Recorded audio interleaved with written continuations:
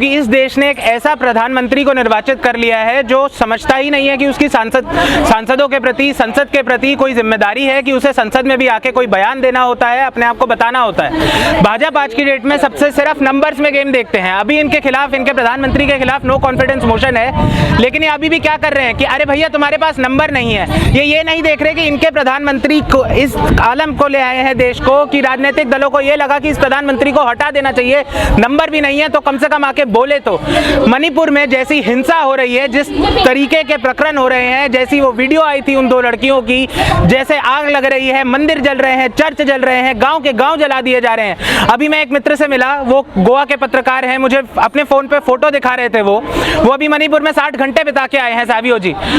उन्होंने मुझे किसी एक युवक का सिर्फ सर ऐसे ग्रिल पे लगा हुआ दिखाया है। मणिपुर में ऐसी हिंसा हो रही है, लेकिन प्रधानमंत्री इस देश का मणिपुर पे बोलने को तैयार नहीं है। और मणिपुर पे ताकि प्रधानमंत्री बोले, विपक्षी दलों को एक नो कॉन्फिडेंस मोशन लाना पड़ा है। और अभी भी भाजपा को ये नहीं है कि कुछ शर्म रख ले, कुछ बोल ले, देश की जनता को जवाब दे, बहन बेटियों से माफी मांगे।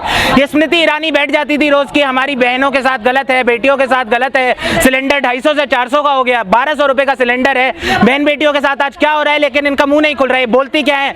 राहुल गांधी पे आके चिंगाड़ती है। अरे भैया, आप देश की विमेन एंड चाइल्ड मिनिस्टर हैं या राहुल गांधी मिनिस्टर हैं? इनका संसद में जो बयान है, जो जवाब है, महिलाओं के मुद्दों पे, बच्चों के मुद्दों पे, पीड़ितों के मुद्दों पे, देश की जनता के मुद्दों पे कितने बयान है? सारे बयान तो इनके। राहुल गांधी अमेठी सीट हार गए, परिवारवाद। अरे भैया, पीयूष गोयल के पिताजी भी तो भाजपा के बहुत सीनियर नेता थे। अनुराग सिंह ठाकुर के पिताजी भी तो मुख्यमंत्री थे हिमाचल के। जयशाह के पिताजी होम मिनिस्टर हैं, जो बीसीसीआई सेक्रेटरी बन बैठे हैं। ना उन्हें क्रिकेट खेलना आता है, ना वो एडमिनिस्ट्रेटर है, ना वो एमबीए है। तो किस हिसाब से परिवारवाद के खिलाफ हैं? ये सिर्फ परिवार के खिलाफ हैं।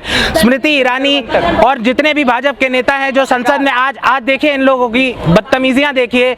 जो नेता कन्याकुमारी से कश्मीर तक चल दिया 3500 किलोमीटर, एक ठंडी सफेद टी शर्ट पहन के इतनी ठंड में जो चलता रहा, जिसने जनता का दुख दर्द बांटा, उस नेता के लिए कह रहे हैं अब आ गया तो कॉमेडी शो शुरू हो जाएगा। कॉमेडी शो तो इन्होंने देश का बना दिया है। देश में कैसे कैसे तत्व चल रहे हैं। मोदी जी बोलते हैं राहुल गांधी की हिम्मत नहीं है बोलने की। अरे अगर हिम्मत है ना तो प्रेस कॉन्फ्रेंस करके दिखाएं खुद। 9 साल हो गए इन्हें प्रधानमंत्री बने हुए, आज तक एक प्रेस कॉन्फ्रेंस करी है। लोग भूल जाते हैं, लोग कहते हैं मोदी जी ने कोई नहीं करी थी एक, जिसमें अमित शाह जी साथ बैठे थे और अमित शाह जी पार्टी के अध्यक्ष थे। सवाल जब पूछा गया नरेंद्र मोदी जी से, जो देश के प्रधानमंत्री थे उस वक्त, क्या कहते हैं? पार्टी के अध्यक्ष बैठे हैं, मैं कैसे बोल सकता हूँ? ये एक जवाब दिया है उन्होंने प्रेस कॉन्फ्रेंस में। जो इतने सारे इंटरव्यू करते हैं अपने गोदी पत्रकारों के साथ, अक्षय कुमार के साथ, उन्हें बताते हैं कि मैं आम कैसे खाता हूँ। देश की जनता को ये नहीं बता रहे कि वो आम आदमी के लिए क्या कर रहे हैं, क्यों इतनी महंगाई से लोग त्रस्त हैं, क्यों मणिपुर में हिंसा है, क्यों हरियाणा में हिंसा है, क्यों एक आरपीएफ का जवान 3 मुसलमानों को ट्रेन में गोली मार देता है बिना किसी कारण के, क्यों देश आज इस आलम पर है। प्रधानमंत्री के पास कोई जवाब नहीं है, और यही जवाब ताकि वो दे सके देश की जनता को, देश के संसद के पटल पर, इसीलिए आज उनके खिलाफ ये नो कॉन्फिडेंस मोशन लाया गया है। जितने भी मामला हैं, आप चाहे मणिपुर का हो या हरियाणा का हो या बेटियों की बात हो, तो सरकार जो है किसी भी मुद्दे पे बोलने को तैयार नहीं है, आंख मूंद कर बैठे हैं। ऐसा क्यों है? देखिए, मैं आपको सही कर दूं, अमित शाह जी तो कहते हैं मैं मणिपुर पे बात करूंगा। भाजपा के जितने भी लोग हैं ये बता देते हैं कि देखो देखिए हम तो कह रहे हैं मणिपुर पे बात करें, इन्हें ही राजनीति करनी है।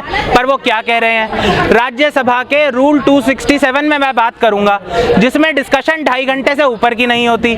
सरकार के पास आधे नंबर हैं। मणिपुर की जैसी घटनाएं हो रही हैं, हिंसा हो रही है, जिस तरीके से शासन प्रशासन बिल्कुल टूट चुका है, चूर हो चुका है, उस पे क्या देश का गृह मंत्री, देश का प्रधानमंत्री केवल 1 घंटे बोलेगा? 1-1 घंटे के भाषण दे देते हैं जिसमें बोलते हैं दीदी ओ दीदी, 50 करोड़ की गर्लफ्रेंड।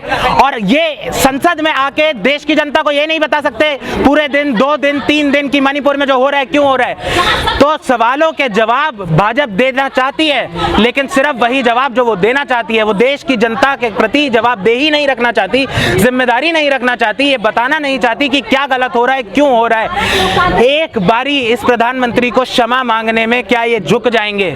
क्यों इन्हें यही छवि बनानी है? जिस तरीके से आपने देखा होगा तानाशाह नेता जो होते हैं, टर्कमेनिस्तान के हैं, रशिया के पुतिन हैं, हंगरी के हैं, ब्राजील के हैं, फिलीपींस के हैं, कि भैया मैं ही सब पे भारी, एक अकेला सब पे पे भारी। अरे भैया, तुम राजतंत्र में नहीं हो, तुम लोकतंत्र में हो, तुम तानाशाही में नहीं हो, तुम एक लोकतांत्रिक देश के निर्वाचित प्रधानमंत्री हो।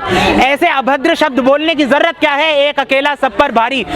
लोगों की बात करो, लोगों से जाके मिलो। और आप फर्क देखिए इन दो नेताओं में, राहुल गांधी और नरेंद्र मोदी में, कितना है। जो नरेंद्र मोदी प्रधानमंत्री होते हुए, भाजपा के नेता होते हुए, वही भाजपा जो मणिपुर में भी सरकार चलाती है और देश में भी सरकार चलाती है, उसके नेता होते हुए मणिपुर पे 15 सेकंड नहीं बोल पाए। और राहुल गांधी, जिनकी ना तो कांग्रेस की वहां सरकार है, ना वो वहां के सांसद हैं, ना देश में उनकी सरकार है, शायद मणिपुर में मेरे ख्याल से ज्यादा विधायक भी नहीं है कांग्रेस पार्टी के, फिर भी राहुल गांधी वहां जाएंगे, लोगों से मिलेंगे, पीड़ितों से मिलेंगे। और बीरेन सिंह जी जो मणिपुर के मुख्यमंत्री हैं भाजपा के, उनकी तरह नहीं कि केवल मेतई से मिल लूंगा।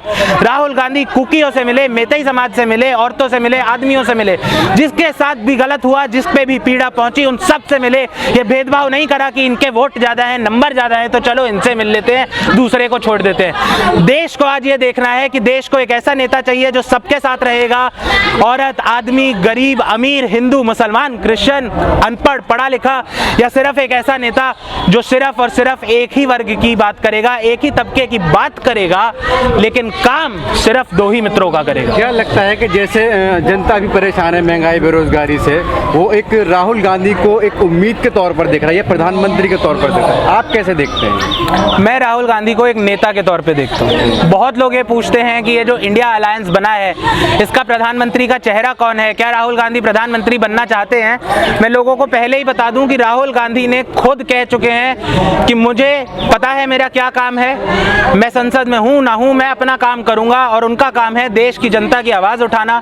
वो पहले ही बोल चुके हैं मुझे प्रधानमंत्री पद का कोई लाभ नहीं है। देखिए, हमें ये समझना जरूरी है, वो एक ऐसा व्यक्ति है जिसके पिताजी प्रधानमंत्री थे, जिसकी दादी जी प्रधानमंत्री थी, और उनके भी पिताजी प्रधानमंत्री थे। अब भाजपा तो इसे परिवारवाद कह देगी, लेकिन मेरी नजर में ये उस परिवार का इस देश के लिए योगदान है, जिस परिवार ने इस देश को 3 प्रधानमंत्री दिए, और 2 प्रधानमंत्री ऐसे थे कि उनके प्रधानमंत्री कार्यकाल में जो उन्होंने देश की भलाई के लिए निर्णय लिए, उन निर्णयों के चलते उनको वीर गति प्राप्त करनी पड़ी। आराम से नहीं गया है कोई, बम से टुकड़े चितड़े हो जाना, अपने ही बॉडीगार्ड्स के द्वारा गोलियां मार देना जाना, कौन चाहता है ऐसा फेट अपना? क्या आप चाहेंगे? मैं चाहूंगा। और कौन चाहेगा कि उसके पिता के साथ, उसकी दादी के साथ ऐसा हो जाए?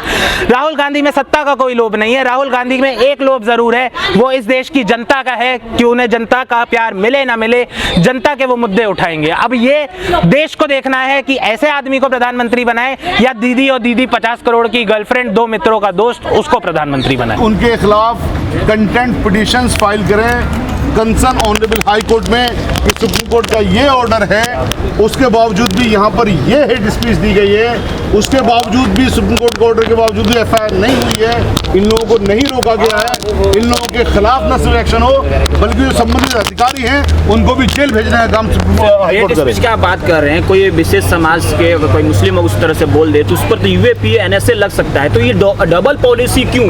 क्या आपको लगता है कि एक तरफा सब कुछ कार्रवाई हो रहा है, एक तरह से डाउन करने की कोशिश हो रही है एक खास समाज को? मैंने आपसे कहा ये मेरे लगने की अब बात ही नहीं है, इस पर तो honourable high court of Punjab and Haryana उसकी टिप्पणी आ चुकी है, उसके ऑर्डर में आ चुका है कि एथनिक क्लींजिंग का मैटर है ये, तो इसमें मेरी राय का कोई मतलब ही नहीं रह जाता है, किसी की राय का मतलब ही नहीं रह जाता। जुडिशियल ऑर्डर है या जुडिशियल टिप्पणी है, जुडिशियल रिमार्क है ये, इससे बड़ी कोई चीज़ नहीं हो सकती है।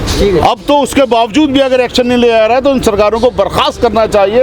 अगर ये सरकारें जो सिस्टम है वो बर्खास्त नहीं कर रही हैं तो फिर आंदोलन होने चाहिए। इस तरह की जो चीज़ें हैं वो नहीं होनी चाहिए हमारे देश में और नहीं रह सकती हमेशा के लिए।